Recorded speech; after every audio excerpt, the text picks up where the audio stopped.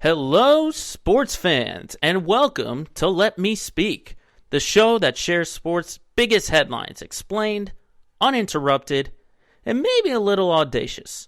I'm Joe Braverman, and today's topics we'll be discussing are: who should be favored in the NBA Finals between the Celtics and the Warriors? Plus, a preview of the conference finals and the Stanley Cup playoffs. And a dive into the drama between Nick Saban and Jimbo Fisher. It's episode 75 of Let Me Speak, and it starts right now.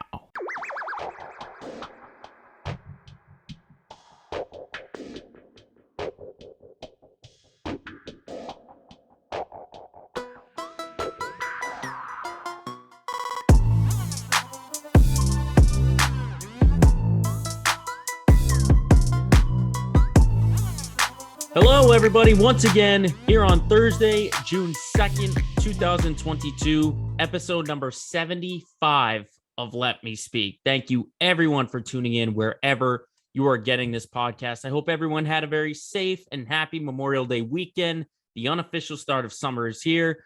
It ain't feeling like it, though, in here. I'm looking out my window right now. I see clouds. I'm feeling a little cold.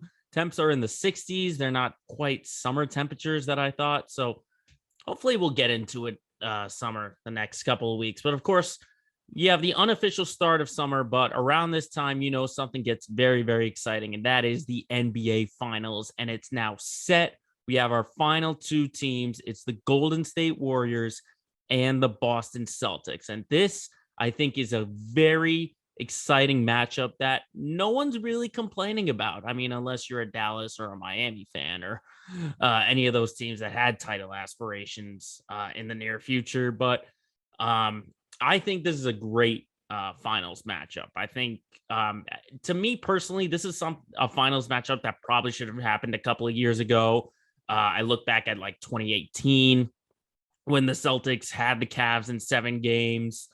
Or they should have had him, I should say, or in 2019 when the Celtics were loaded, but couldn't finish, with Kyrie, Hayward, Horford, Smart, Tatum, Brown, Rozier, Morris, all those guys going against, Kevin Durant, Curry, Boogie Cousins was on the roster at that time. I thought this was a matchup that would have already happened, if all preseason expectations were met. But this is the first time they've met, I think, since the 60s or something like that. I think not since the Golden State Warriors were the Philadelphia Warriors and you had to go to Wilt Chamberlain, I think, or something like that.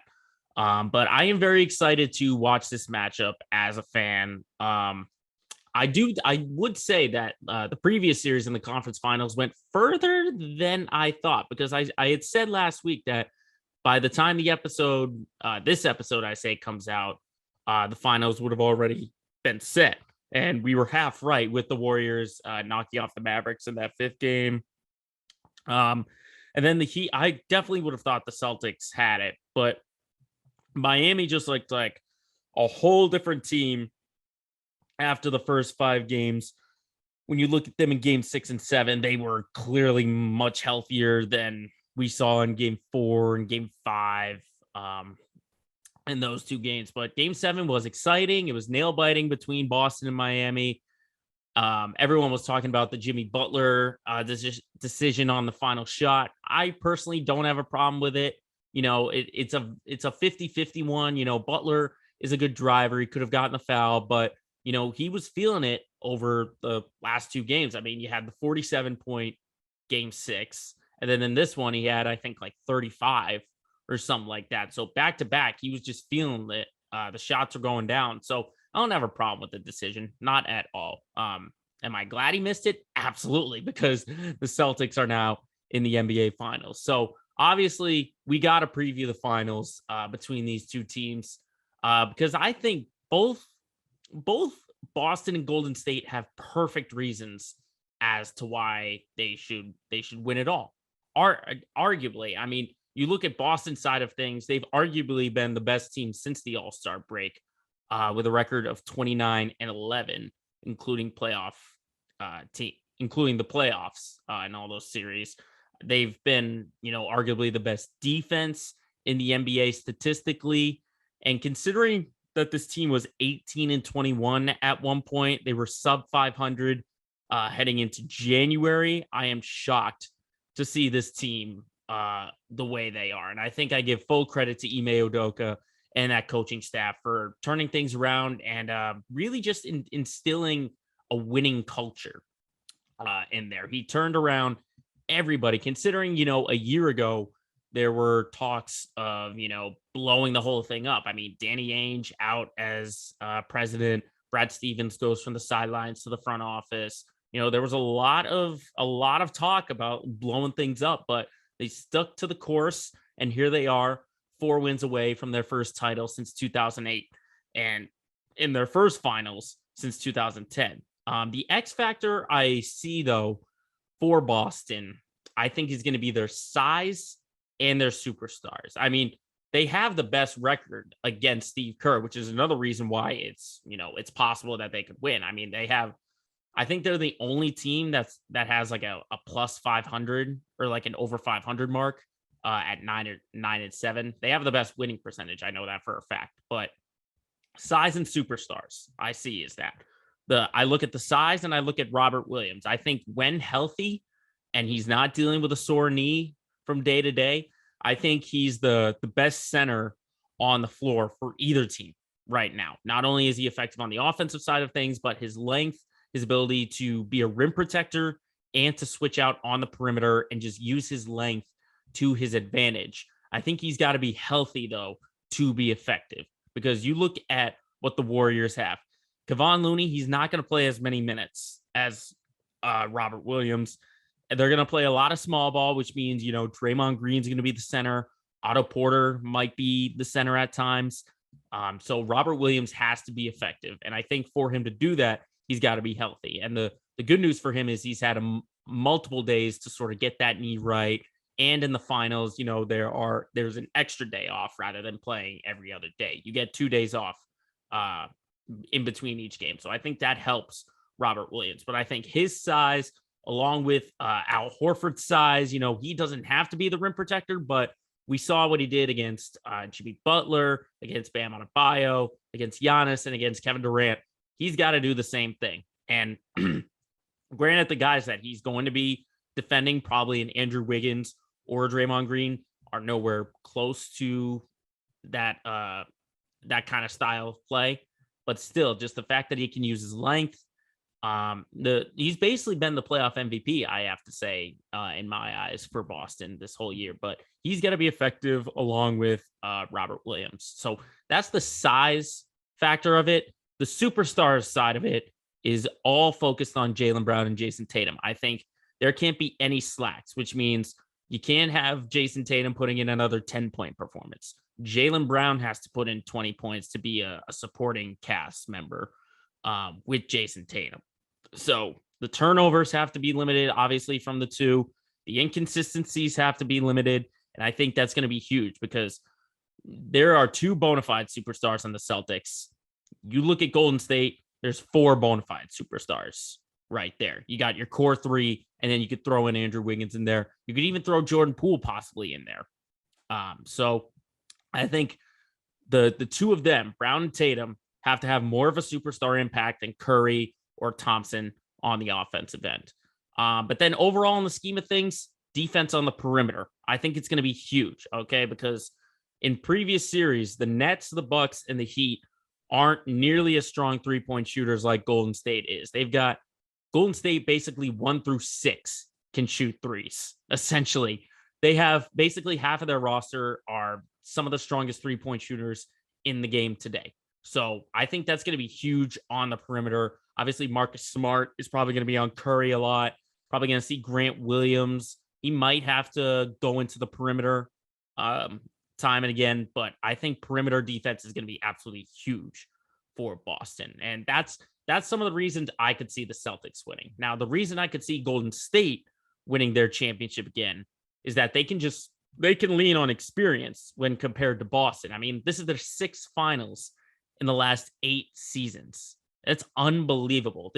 I like to compare it. They're basically the modern day Chicago Bulls. Granted, they haven't won as much as the Chicago Bulls back in the Michael Jordan, Scottie Pippen era.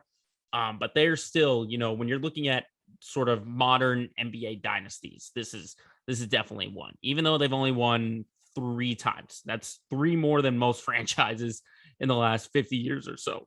But I think the factors for Golden State is they've got to win on the rebounds. I think rebounding is going to be absolutely huge because, like I said, they don't have the size and the length on both ends of the floor that Boston has.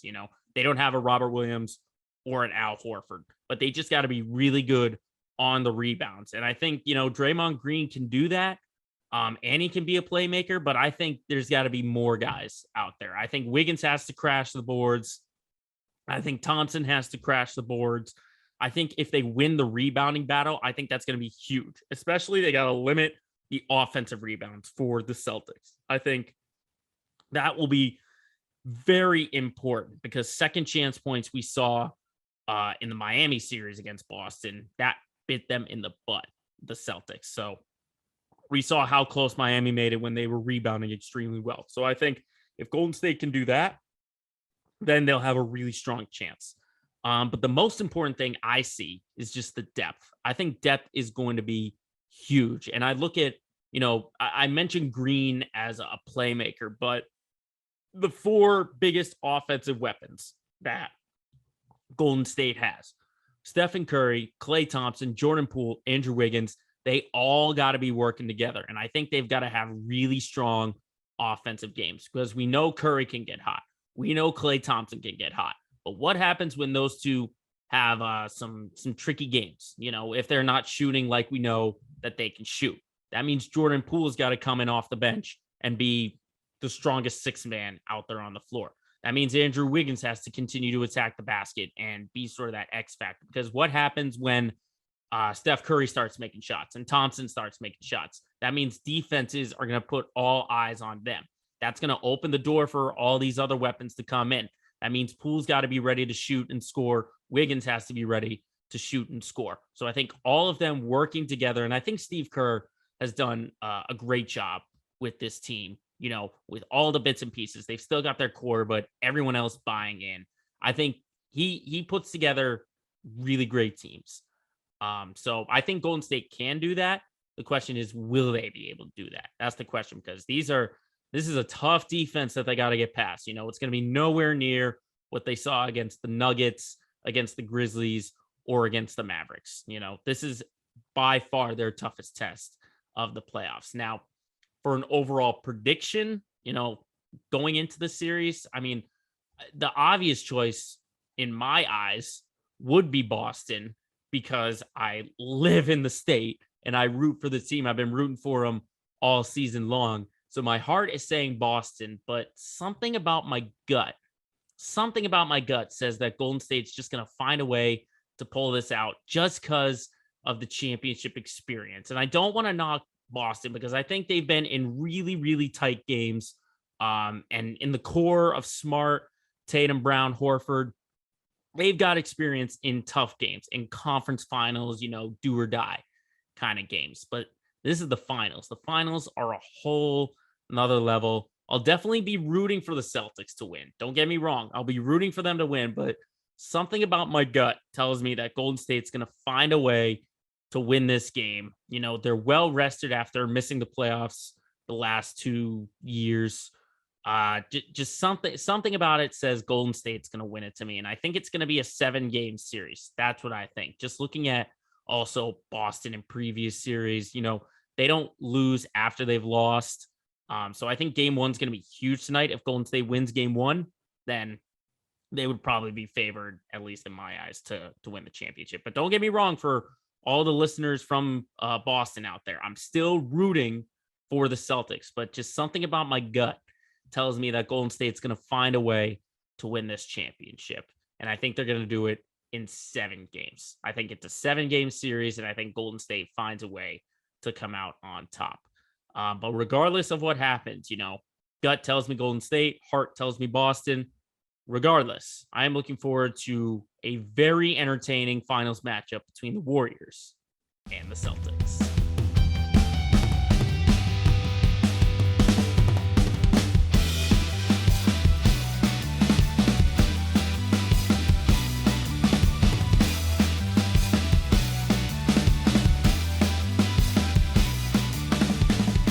speaking of the playoffs, let's get into the NHL. And the NHL is getting closer to crowning their champion as we are down to the final four in the chase for the Stanley Cup. We know that either the Tampa Bay Lightning, the New York Rangers, Colorado Avalanche, or the Edmonton Oilers will be the Stanley Cup champions. And we'll just break down each series starting in the East with, I think, arguably you could say in the past season, the two best teams in the league. Now, granted, the statistics didn't show it. Neither of them are a number one seed out there. But, you know, if you had to make a prediction for possible conference finals play, then, you know, I would say probability would turn it towards Tampa and New York. That's what I would say. And obviously, we're not going to form conclusions after last night's game one. But man, what a statement the Rangers made. 6-2 was the winning margin for the New York Rangers, and the Lightning are now down 1-0. And I think the Rangers started with a strong second period. I think that was what was huge in game one. You had Philip Chytil scoring 2 goals in about 6 minutes apart from each other. So I think getting out to a lead was huge for New York, especially with a raucous crowd at Madison Square Garden. You know, they just carried over all the momentum. They went into Carolina in the previous series, and they were the only team to go on the road in that stadium in Raleigh and knock off the Hurricanes. The Hurricanes were undefeated up until that point. And how frustrating must it be if you're a Canes fan to know that your only home loss in the playoffs was the deciding one? So, I mean, I think New York is riding that momentum as well. Everyone was riding them off saying, oh, look at Carolina. Look at how strong of a home team they are. Well, look at what the Rangers did. They went in and they put up 4 goals early on. They eventually got, I think, 5 or 6 on the board, and they sent Carolina packing. So I think part of that is momentum. I think other part is they are a great passing team. Just looking at some of the goals from yesterday, you had Panarin contributing. Adam Fox was a young defenseman. Chytil, as I mentioned, who put up 2 goals. I think this is a very strong New York team, but I think the difference in this series is going to be scoring first. I think whoever gets out to the lead early on is going to be the biggest difference, because both teams they struggle from playing from behind. And we saw Tampa, you know, when it was 1-0, they tied at 1-1. Then when it was 2-1, they got it tied at 2-2. But they eventually let it slip away once it got to the later half of the second period. But for the Lightning, I look at Andrei Vasilevsky. He just did not look the same in this game one versus when he swept the Florida Panthers. I mean, numbers don't lie. And when you look at between the sweep in Florida and game one, Vasilevsky allowed 3 goals total in the 4-game sweep of the Florida Panthers. And then he allowed 6 against the New York Rangers in game one. He doubled his margin in a 4-game series in 1 game. So I think that's something to monitor if Vasilevsky continues to struggle the way he did. I mean, part of it could be rust too, because Tampa swept the Panthers. The Rangers had to go to a 7-game series, so they were waiting around for a long time. So part of it could be that. But I think also Tampa would be best served to skate at even strength at most times. New York is a very good team on the special teams. They've got a power play success rate of 32.5%. They kill off penalties 80.5% of the time. And meanwhile, Tampa struggles on their power play at only 23%. So, you know, I'm not going to automatically make conclusions that the series is going to be over after 1 game, but I will say there's a strong leaning towards New York if they take these 2 games at home. They do have the home ice. So if they grab these 2, I think game 2 is probably going to be a lot closer when we see it tomorrow night, Friday night. I think Tampa, they won't be rusty. Part of it was that too. I mean, this is a team I say over and over and over has so much championship experience, like we talked about with the Golden State Warriors. I think they know how to rebound, and they'll come out stronger. Do they win the game? I'm not 100% sure. But if you had to ask me today on Thursday, June 2nd, after 1 game, I would favor the Rangers. I would favor the Rangers probably in a 6-game series. Because you got to remember, New York also won the season series, I believe, 3-0. against Tampa. So, if Tampa does not respond and not respond well in game 2, then I would call the series over, considering how they look. But we haven't even played a home game down in Tampa, Florida. So there's still lots of stuff that could be happening. But I think for right now, I'm going to pick the Rangers. It could change. It could change within the week. But we will see what happens over in the East. Over in the West, boy, what a game 1 between the Oilers and the Avalanche. 8-6, Colorado beat Edmonton last Tuesday. They got game 2 tonight. The game will have already ended once this episode comes out for streaming.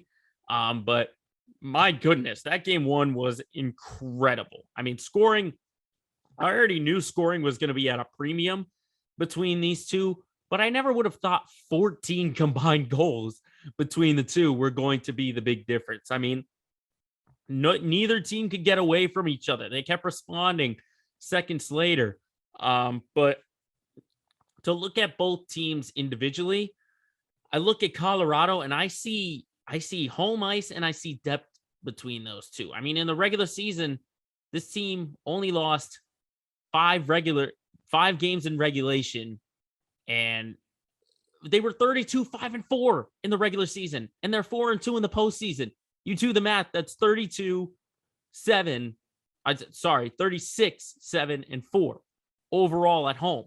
So that's huge. That is huge for the Avalanche. And then on the depth side of things, I would favor the Avalanche because not only do you have Nate McKinnon and Mikko Rantanen, but you've got Nazem Kadri, who we talked about last week. You got JT Compher, who scored twice for Colorado in game 1, and a bunch of other more depth that they have.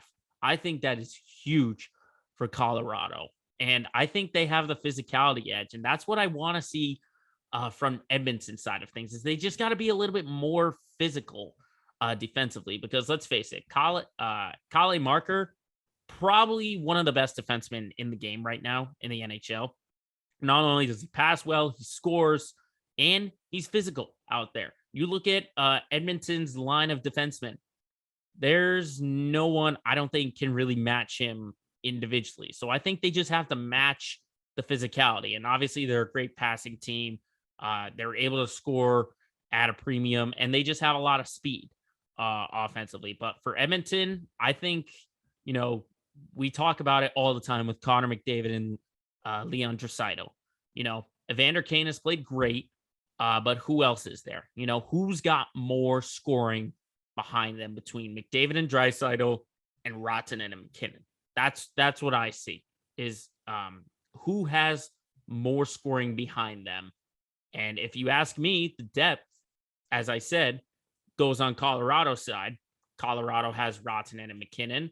I say Colorado has to be the favorite. They have to be the favorite.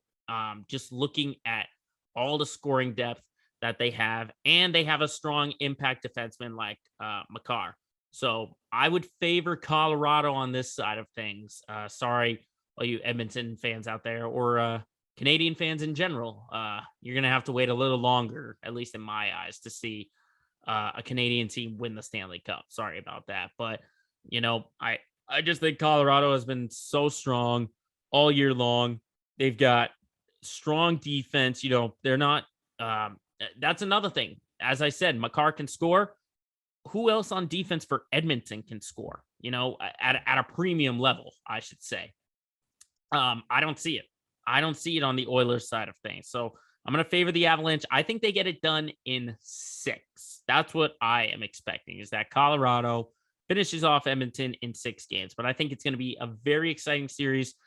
If you like offense and you like scoring, you like a lot of goals, this is the game for you. This is the series for you. Keep your eyes peeled on this series. But all we know is that between these 4 teams, the race for the Stanley Cup is about to get that more exciting.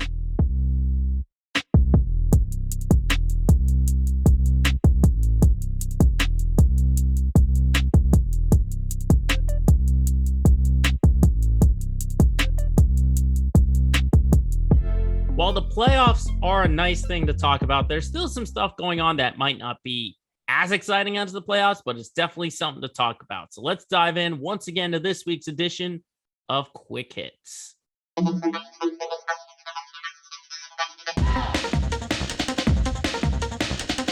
And we start in the college game. This is a story that's been going on for weeks now. Yeah, Nick Saban and Jimbo Fisher continuing their beef, even though they're, quote, moving on. Now, for those of you that have been living in a cave and have no idea about this story, Nick Saban was at a press conference, or I think it was like a town hall open forum or something like that. And he called out the name, image, and likeness situation. And he said, he singled out Jimbo Fisher, saying that he bought every player at Texas A&M, and that led to Fisher getting up to the mic at a press conference and with an impassioned speech, basically saying, oh, the king is getting knocked off his throne, and that's why he's making it back. And it was just pure chaos, and now it's gotten updated this past week with Nick Saban walking back his comments, saying he has no issues with Jimbo, and that he didn't say anybody did anything wrong. And then you got Jimbo Fisher saying he's moving forward, focusing about growing the sport. But when you look at his tone, you listen to him, if you watch that video from earlier this week with Jimbo, there's still hate in his voice. There's still sort of hatred in his eyes. Those two are probably done on speaking terms, I would say, for a long time. And honestly, if I had to pick a side, I would favor Jimbo Fisher, just because Nick Saban, he does have a point with Saban, who's obviously the greatest college football coach of all time, possibly. And, he is saying it's a little bit of sour grapes, saying, oh, I'm at the top of the sport, and now I'm sort of getting knocked down. So that's why I kind of favor Jimbo Fisher. But, I mean, both guys in saying, in basically this feud, I just want to see it play out on the field. I want to see October 9th when the college football season gets underway and these two teams play against each other, because I think it is going to be very fun. There's going to be a lot of hatred there. And honestly, this is just a story that is not going to go away for a long time. Here on this podcast, we're a big golf fan. And obviously the headline this week has to be about the Field of 42 getting released for the first event in the LIV Saudi Golf League. Their first event in London taking place next week, which contrasts to I believe it's the RBC Canadian Open and the PGA. And the field has been listed with guys like Kevin Na, Louis Oosthuizen, and Sergio Garcia. But I think the biggest name out there has to be Dustin Johnson. This is a guy who is a recent major winner, I should say. And he's out there. This Dustin Johnson is the biggest name, I would say. I'm not going to say that he would be the biggest name. I think he is the biggest name. And to see just Dustin Johnson make this move, I think it's gonna say a lot about what the PGA thinks about the LIV, because Johnson's already lost a sponsor from RBC, which is the sponsor of the tournament in the PGA next week. And we've heard already from the commissioner of the PGA, Jay Monahan, he's already reiterated his position, saying about players who play in the Saudi League are going to get fined, suspended, or banned. Now, I got it when Monahan said that, this was like a threat or something like that. I hope he doesn't go through with the point of banning players, because, I mean, come on. When I know the PGA still has guys like Tiger and Rory and DeChambeau and Koepka and all these guys, but these are still some names that get eyes in there.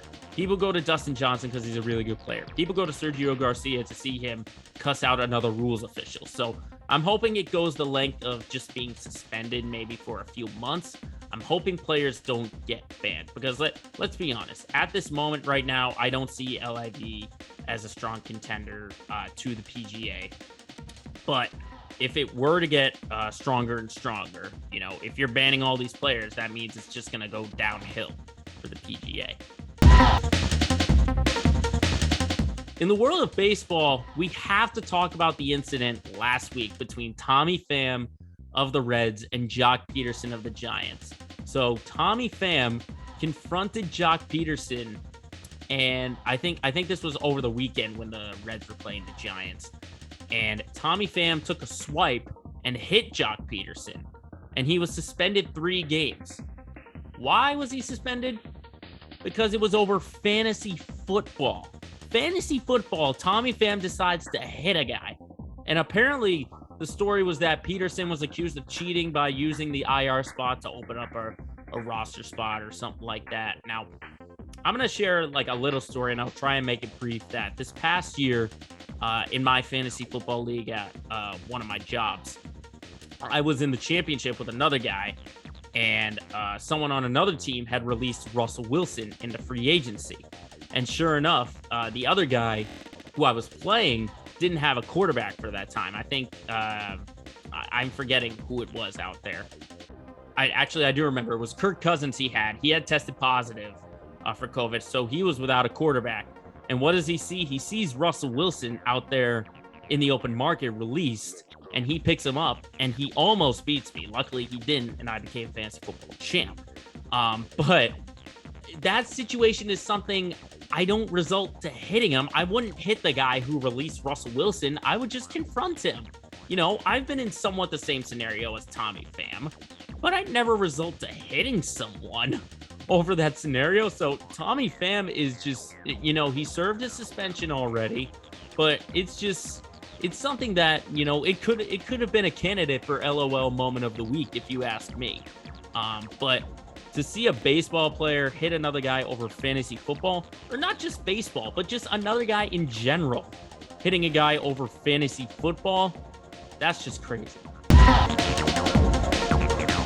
The story in the NBA has been about the finals, but off the court, we have one of our head coaching vacancies being filled. That is the vacancy of the Los Angeles Lakers, and the name Darvin Ham, the assistant from the Milwaukee Bucks, is going to be the new head coach of the Lakers. And I want to say congratulations to Darvin Ham for getting at least 2 years as the head coach of the Los Angeles Lakers. He's got 2 years max right now. I mean, come on. That's just the LeBron James story side of things, okay?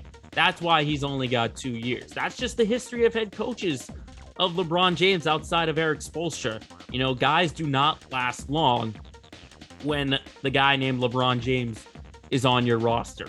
And you know what's going to happen. The Lakers, if they're going to stink, they're going to blame it on the coach. You know, at least management is going to blame it on the coach.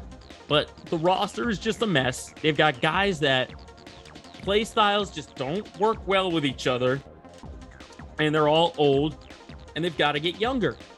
I appreciate Darvin Ham for wanting to get a head coaching role, but the Lakers is not the one to do it, because you are basically walking into a pit of fire.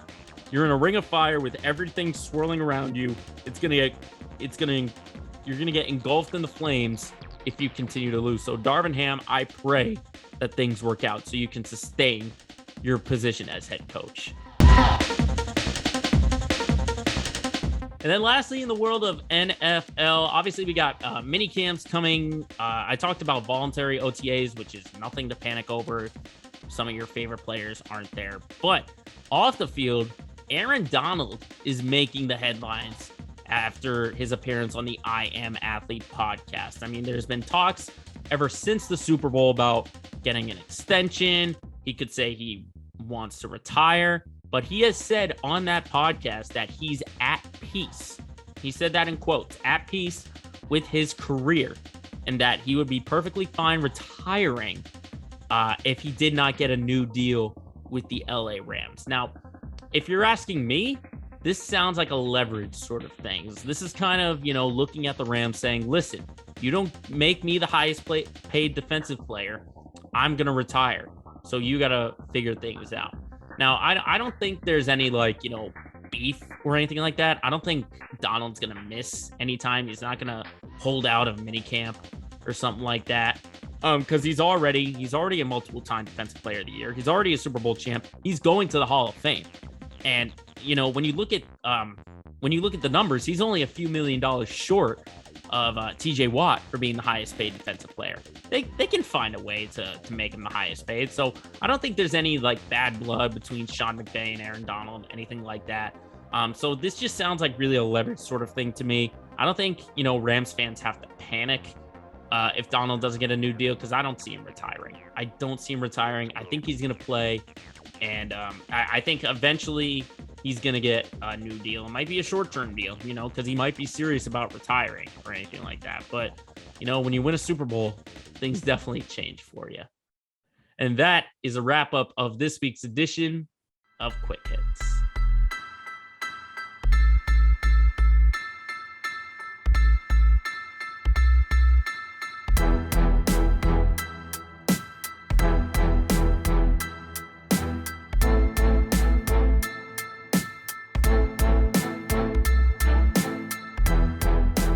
As always, we get into our Let's Get Local segment of the week. And this is a very exciting time, not just for the city, but for this podcast. I've been teasing it for weeks and weeks that we got a special bonus episode coming out. Well, I can now reveal that this bonus episode is going to be released Saturday. So that is Saturday, June 4th. Make sure you are following this podcast for a special bonus episode of Let Me Speak. I'm not going to say what it is, but I'm going to say that it involves this Let's Get Local, and everyone who was involved with this are very excited about the release. So not only do you have to watch out for the release, but watch out for everything post-episode, because it is very interactive. Hope everyone can play along. But let's talk about the big story in the city of Boston, and that is the Celtics in their first NBA Finals since 2010. Now, we already broke down what has to happen and the preview on the Celtics side of things. For this one, I want to look specifically player by player at what each guy who's seemingly going to be in the rotation, what they have to do in order for the Celtics to grab that 18th championship, because it seems like so long ago that the Celtics were in the finals. I mean, part of it is just how historic this franchise is. They've had a 9-title run in 11 seasons. They had that run in the 80s with the big three. And then obviously in 2008 with Pierce, Garnett, and Allen, that team. But it's been 14 years since that title. It's been 12 years since their last appearance. And it seems so long ago just because of how historic this franchise is. But as I say, every player has a specific task that they need to do. And I'm just going to look really quickly at basically 1 through 9, 1 through 10, what they have to do. I think you start with Jason Tatum, and I think he's got to be the superstar. That means he's got to play better than Curry, better than Thompson. He's got to be the guy, specifically in the fourth quarter. I mean, he's had some great numbers so far in the postseason. He's shot 27 points per game on 45% shooting. He's averaging almost 7 rebounds a game and 6 assists per game. That's what I look at, the 6 assists per game in the postseason so far, because the offense in these tight games, they have to run through him, and he's got to be smart on his decision making. If the shot is there, take it. If it's not, find the open man, because he's going to get double teamed. He's going to get double teamed. It's just a matter of him making the right read. Even if that first initial pass isn't the shot, that gets the offense moving. That means, an extra pass in the corner for 3, or an extra pass down low off of a drive. I don't know. Stuff like that has to be huge for Jason Tatum. The offense has to run through him. It can't be like in Game 7 when you see Marcus Smart taking the final 5 shots in that game for the Celtics. It's got to be much more than that. It's got to be Jason Tatum's team in the fourth quarter. But he does have a second star, and I think Jaylen Brown has to be that second star because, like Tatum, he's been a little inconsistent in this playoffs in terms of, Tatum's had a 10-point game and he's had a lot of turnovers. I think you look at the turnovers, he's got to be smart with that, driving to the basket. He can't be, he's a good finisher at the rim in traffic, but in terms of driving to the basket, when you see him drive into the middle and he gets into the paint, there were a bunch of hands for Miami that were just swatting the ball away, and the turnovers were starting to pile up on each other. So I think Brown just has to be smart on that, driving to the basket, knowing that the drive or the shot isn't there. If he's guarded one-on-one, as long as a help defender isn't flashing for Golden State, then it's a smart play. But I think he's got to be the second leading scorer. I think he's got to be that second star. When you see Tatum struggling, he's got to come through and he's got to be leading the way. Sometimes it's just one of those nights. And if it is one of those nights, then Brown has to get through. He has to get through. Arguably, you could say the third star on this team, Marcus Smart. I think he's got to be huge. I think obviously we know what he can do defensively. We know that he's going to be on Steph Curry. He sometimes might switch onto Green or onto Klay Thompson. But I just see decision making for the point guard. That's what I see from Marcus Smart, because I know we know what he can do defensively. We know that, he said himself that his ankle feels healthy. So we know he's going to be, even if he's not at 100%, he's still going to play like he's at 100%, and he's going to leave it all out there. No doubt about it. But it's the decision making that's going to be huge. And similar to Tatum in the fourth quarter, he's got to be smart and realize that the offense does not revolve around him, or it can't revolve around him. Where was the ball movement and all of that? He just kept taking shot after shot instead of, milking the clock. That's what Smart's got to do. He's got to be strong on the perimeter defensively, and he's got to be smart on the offensive side of things with decision making. That's what I see on Marcus's side of things. And I think he could be a huge impact. And I think he's going to be probably the biggest player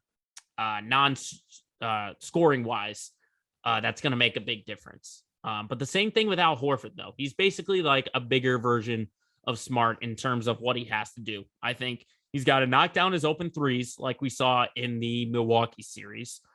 He's got to nail the shots when he has to. And I think he's got to be a presence down low, because he's not going to be the biggest guy in this series. He's not even the biggest guy on his team. But considering the Warriors play small ball, they're probably going to use Horford as their small ball center. And that just means he's got to get in the post and he's got to nail those shots in the paint. He's got to be strong defensively. We've seen he's probably going to get switched out on a Klay Thompson or Jordan Poole. So he's going to be strong defensively on that side of things. And plus, with the extra day's rest, that old 35-year-old body of his can get rejuvenated, especially with the schedule working the way it is, just like I talked about. Same thing with Robert Williams is he can get his knee hopefully right. And similar to Horford, he's just got to be a rim protector. He's got to be that rim protector, because the Warriors don't have a rim protector. They don't have size down low. So if Williams can impact the game in that kind of way, then the Celtics will have a huge advantage. Huge advantage if Robert Williams can be a huge factor under the basket. Not just in defense being a rim protector, but catching the lobs, rebounding. I think that's going to be huge. Absolutely huge. But that's the starting five of things. How about off the bench? Obviously, Grant Williams is going to be huge.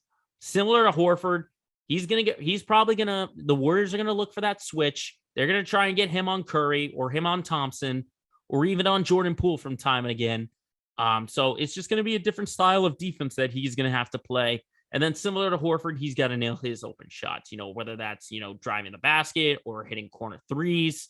We're not looking for a 27-point game like we saw in Game 7 against Milwaukee, but just being a big enough factor where defenses are going to gravitate towards him. I think that's going to be absolutely huge for the team. And then I'd say for Derek White in that backup point guard position, listen, Brad Stevens brought him in from San Antonio to be a two-way player. And it took a little bit of time, but in that Miami series, we saw how big of a two-way player that Derek White can be. We know he's a good perimeter defender, but again, it's just offense for Derek White. And I look at it from an aggressive side of things. I'm not looking for him to take as many threes and to make as many threes. I just want to see him when he's got to come in for Marcus Smart. How does he play at the point guard position? And I think he attacked the basket really well against Miami last series. And I think if he just continues that, then I think this Celtics team has a good shot of having an advantage in this series.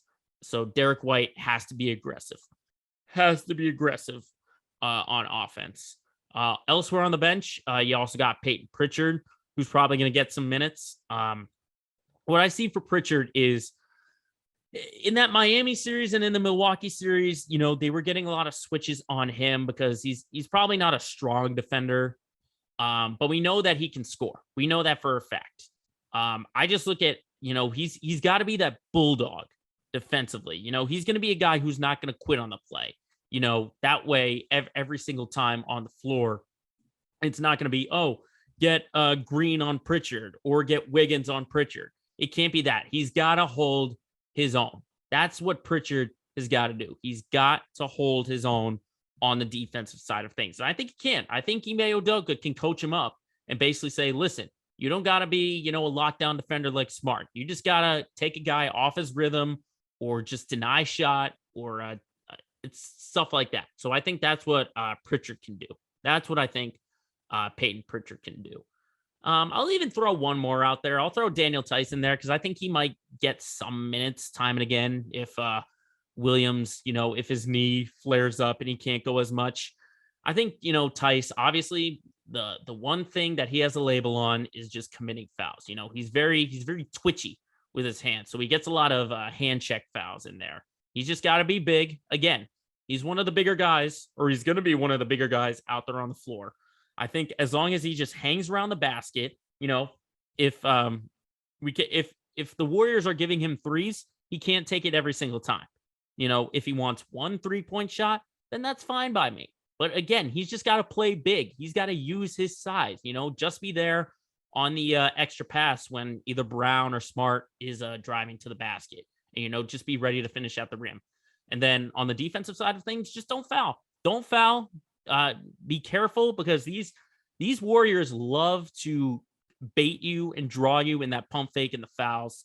And Tice can be susceptible to that. So he's just got to be smart on that end, not to foul. If he's going to contest, don't, jump into the guy. Just use your length and just contest. So I think 1 through 9, that's what I think is going to be huge for the Celtics team if they want a chance to win the NBA championship. And like I said, I'll be rooting for them. I will be rooting for them. And I'm hoping that they win. I really am hoping that they win, but it's like kind of a reverse, sometimes use a reverse mind thing where if you pick one team, the other team will win. That's what I'm hoping will happen. So I'm really hoping that the Celtics have a strong showing out in the Bay Area, and 3 games will have already been in the books by the time we get into next week's episode. So we'll dive more into the NBA finals and what the Celtics have done next week. But there is another team still playing out there, and that's the Red Sox. It's the Red Sox are just kind of sitting there like, what about us? What about us? We're playing, because normally at this time in recent years, it's only been the Red Sox who have been playing right now. But this is the first time in a while that the Red Sox are not the only team playing in Boston. And honestly, I think that's a blessing in disguise because no one's paying attention to how bad they're playing. I mean, they've gotten better, but they're still just, they're not there yet. And I think the next step for the Sox is just finding consistency, because we've seen what the offense can do. We saw them heat up incredibly a couple weeks ago against Seattle, including the walk-off by Franchi. But just in recent series, the 5-game set with the Orioles and then this 2-game set with Cincinnati and Fenway.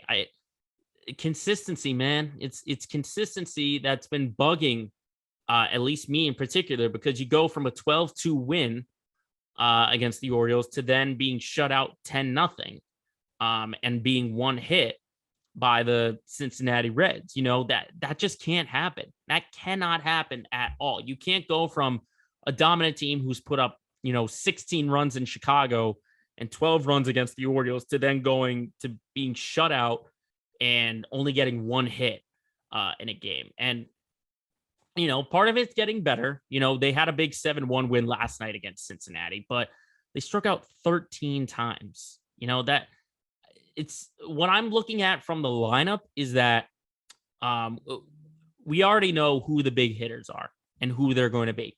We know Devers, Martinez, Bogarts, they're going to be the consistent guys right there. But the reason that this team does so well is when Trevor Story is racking up RBIs, when Kike is racking up RBIs, even guys like Jackie Bradley Jr. who are contributing. So I think it's in these victories, it can't just be the three-headed monster at 2, 3, 4 in the lineup who has to do the damage. All these other guys have to get on base and get those key hits. And I think when you see them do that, that's what leads them to victories. And again, you're going to see the bullpen struggle because this is one of the weaker bullpens in the majors, at least in my eyes. So if you can have that run insurance, then it takes off the pressure, because I think that's mostly where the bullpen issues lie, is just pressure situations that I talked about last week. Pressure situations in close games where you need to hold a team down is where they're struggling. Now, granted, they played well in that 2-1 loss, but even still, in moments like that, the offense has to come through. And when the offense comes through, that means the bullpen has to come through. So just finding consistency all throughout that roster is going to be huge, especially heading on to a 10-game road trip now out west. They're going to be in Oakland, LA against the Angels, and then Seattle. If they can get if they can go 6-4 or even 7-3 in that 10-game road trip, which is possible with the Angels struggling, the A's being garbage, and Seattle struggling as well. It's possible. It is possible. But it's vital that this team plays 500, that they play above 500 on this West Coast road trip, because it's going to tell fans about this season, because we're getting closer and closer to the All-Star break, and it's post All-Star break that you start to make judgments, or true judgments about this team. So if they don't have a good month of June, then you could wipe this season clean, that they're not going to have a single shot at it, especially with the East being so far away, with the Yankees rolling and the Blue Jays and the Rays. So if you don't have a good month of June, then your season is over. That's what the Red Sox staff and the organization has got to think. But no one's paying attention right now to the Red Sox. No offense. It's all about the Celtics and the hope to bring Banner 18 back to the city of Boston.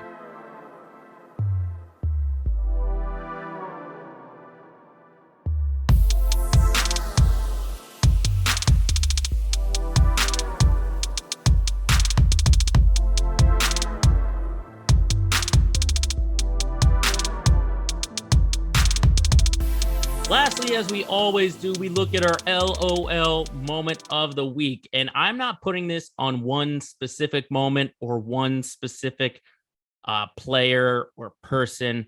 I'm just putting it into a whole event. So the event that gets this week's LOL moment of the week is the match out in Las Vegas. So that means specifically the moment goes to Tom Brady, Aaron Rodgers, Pat Mahomes, Josh Allen, even Charles Barkley, who had a couple of moments right then and there. I put the whole match into one category as LOL moment of the week, because there were a lot of memorable moments, I would say, specifically the trash talking going on. And, it started out obviously with Barkley out in the booth saying like, man, I want to cut that ponytail and that man bun off of Aaron Rodgers. That's Barkley with those one-liners and stuff like that. he even threw shade at Shaq. He was like, "Oh, good thing being around Vegas, I don't be around that idiot Shaq." I mean, come on, that beef between those two, it's like two brothers fighting at each other. But the trash talking that got me were between the players in the event. Obviously, it was the team of Brady and Rodgers against the young guns of Mahomes and Allen. I mean, you had in the pre-match, you had Aaron Rodgers saying Patrick Mahomes was a TikToker. In the pregame press, you had Patrick Mahomes saying Josh Allen's biggest fear was a coin toss. I mean, geez. And then you had Josh Allen, who showed Tom Brady a golf ball that had that memorable picture from Tom Brady's combine back in 1999 on a golf ball. And then Brady returns the favor by showing the Lombardi trophy on one of his balls. And he says, Josh has never seen one of those.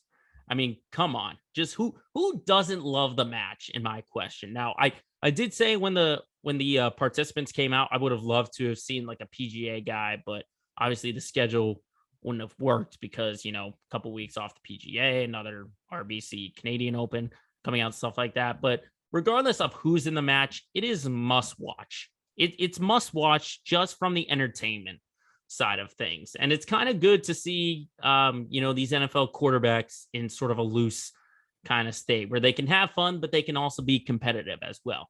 So to me, the match is always a must watch event, always a must watch event. And sure enough, it was the old guys coming through with the victory. Aaron Rodgers with a huge birdie putt on that last hole. Rodgers and Brady, that just shows how much experience is so vital to see the young guys, Mahomes and Allen, who haven't been in the match, but Brady and Rodgers, who were in the match, get their victory. So, last year they were on opposite sides of things. Now they're working together as a team and they win the match. So the total event of the match between the trash talking, the play, the game-winning putt, it's the whole event of Capital One's The Match from Las Vegas has earned their spot into this week's LOL Moment of the Week.